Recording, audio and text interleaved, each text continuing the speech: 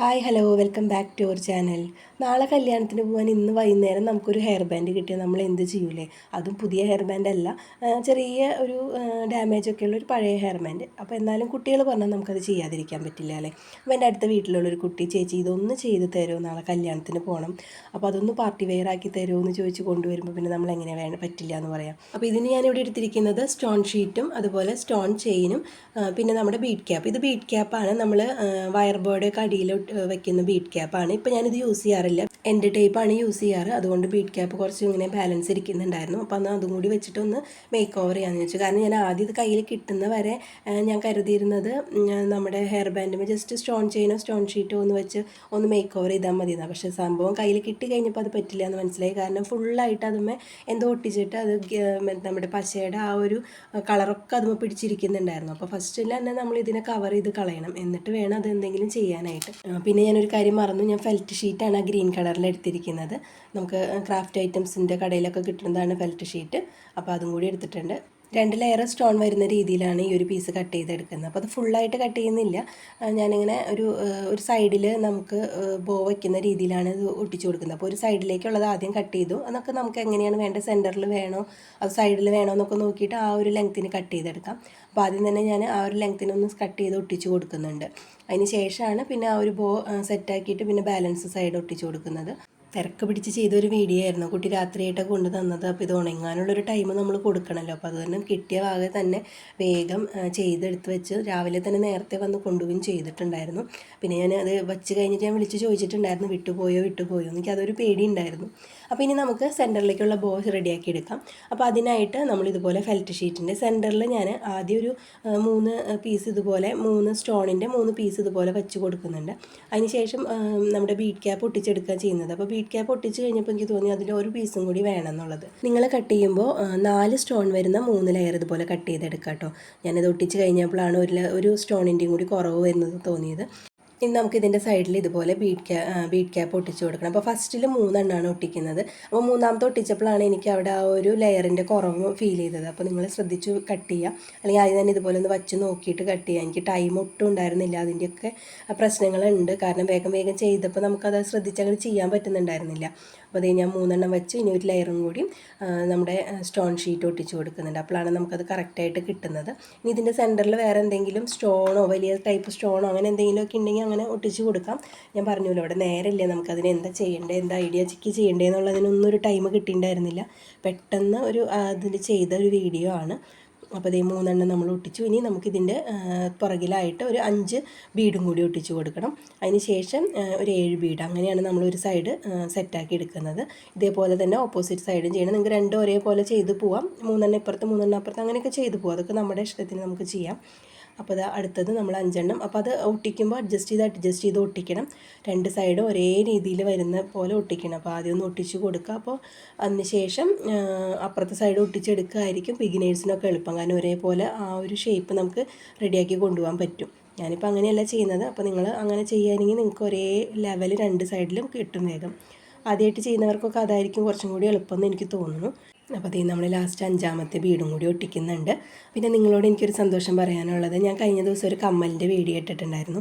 അപ്പോൾ അത് കണ്ടിട്ട് എനിക്ക് സ്ഥിരം കമൻറ്റ് ചെയ്യുന്നവരാണ്. അവർ വന്നിട്ട് എവിടെയായിരുന്നു, കാണാറില്ലല്ലോ, സുഖമല്ലേ എന്നൊക്കെ ചോദിച്ച് കമൻറ്റ് ഇട്ടിട്ടുണ്ടായിരുന്നു. എനിക്കത് ഭയങ്കര സന്തോഷമായിട്ടോ. കാരണം നിങ്ങൾ എൻ്റെ വീഡിയോസ് നോക്കിയിരിക്കാറുണ്ടല്ലോ. ഞാനിപ്പോൾ പണ്ട് 1-2 വീഡിയോ ഇട്ടിരുന്നതാണ്. ഇപ്പോൾ നമ്മൾ ആഴ്ചയിൽ 2 വീഡിയോസാണ് ഇടുന്നത്, തിങ്കളും വെള്ളിയും.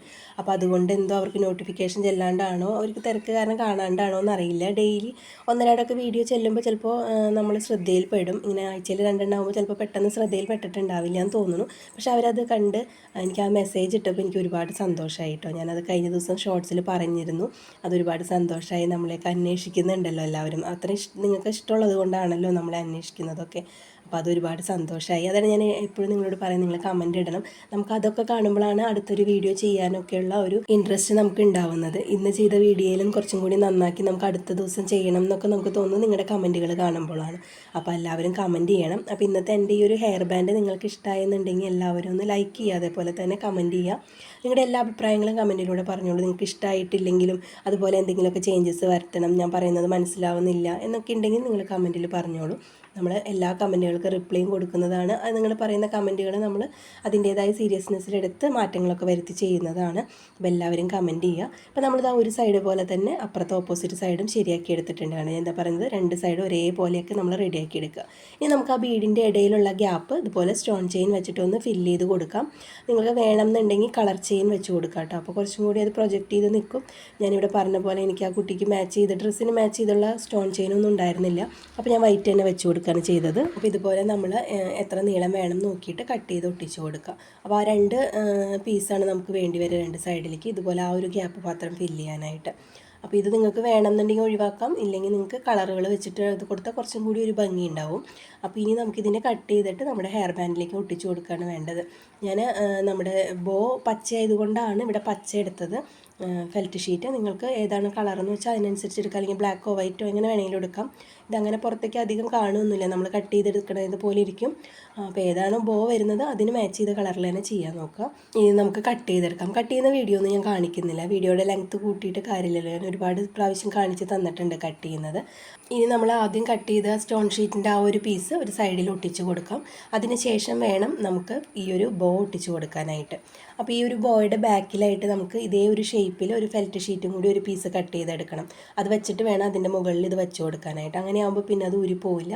നമ്മൾ കമ്മലായാലും അതുപോലെ ഹെയർ ബാൻഡ് ആയാലും അങ്ങനെ തന്നെയാണ് ചെയ്യാറ്. കമ്മലിൻ്റെ സ്റ്റഡിൻ്റെ ബേസിൽ ഒരു പീസ് നമ്മൾ വാക്സ് ഷീറ്റൊക്കെ ഒട്ടിച്ച് കൊടുക്കുന്ന പോലെ തന്നെ ഹെയർ ബാൻഡിൻ്റെ ഇതുപോലത്തെ ബോയുടെ അടിയിൽ നമ്മൾ ഏത് കളറാണോ ഫെൽറ്റ് ഷീറ്റ് യൂസ് ചെയ്തിരിക്കുന്നത് അതിൻ്റെ തന്നെ അതേ ഷേപ്പിൽ കട്ട് ചെയ്തിട്ട് ഒട്ടിച്ച് കൊടുക്കുക. അപ്പോൾ പിന്നെ അത് നല്ല രീതിയിൽ ആ ഒരു ബോയുമായിട്ട് അത് കണക്റ്റ് ആയിട്ട് ഇരിക്കും.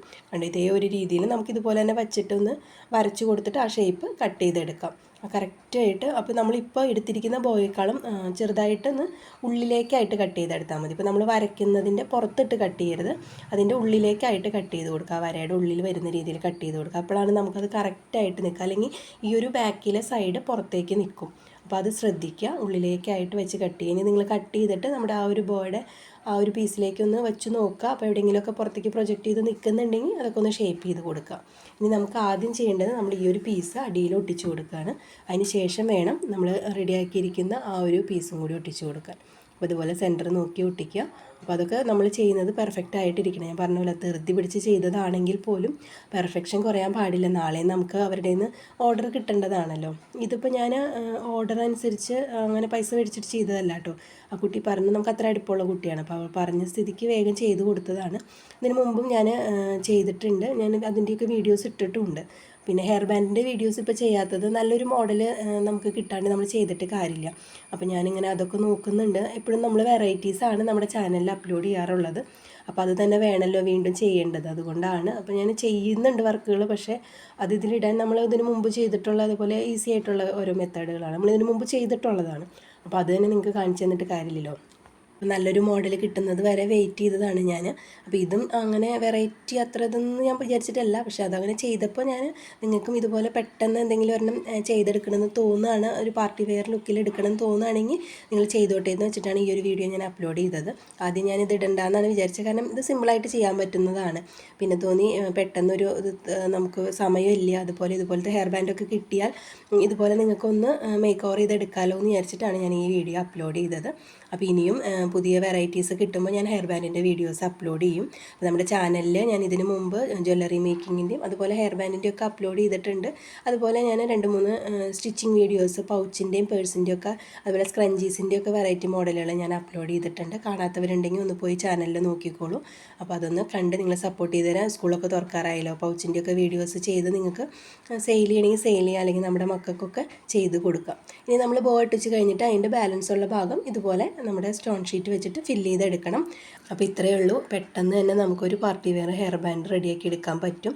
അപ്പോൾ ഇന്നത്തെ വീഡിയോ ഇത്രയേ ഉള്ളൂ. അപ്പോൾ നിങ്ങൾക്ക് ഇഷ്ടമായിരുന്നുണ്ടെങ്കിൽ ഒന്ന് ലൈക്ക് ചെയ്യാതെയും കമൻറ്റ് ചെയ്യാതെ ആരും പോകരുത്. അതുപോലെ ഇതുപോലത്തെ ക്രാഫ്റ്റൊക്കെ ചെയ്യാൻ ഇഷ്ടമുള്ള നിങ്ങളുടെ ഫ്രണ്ട്സിന് ഈ വീഡിയോ ഒന്ന് ഷെയർ ചെയ്ത് കൊടുക്കുക. അപ്പോൾ ഇതുപോലെയുള്ള വീഡിയോകൾക്ക് ചാനലൊന്ന് സബ്സ്ക്രൈബ് ചെയ്ത് നോട്ടിഫിക്കേഷൻ ഒന്ന് ഓളാക്കി വെക്കുക. അപ്പോൾ എല്ലാ വീഡിയോസിൻ്റെയും ലിങ്ക് നിങ്ങൾക്ക് കിട്ടും.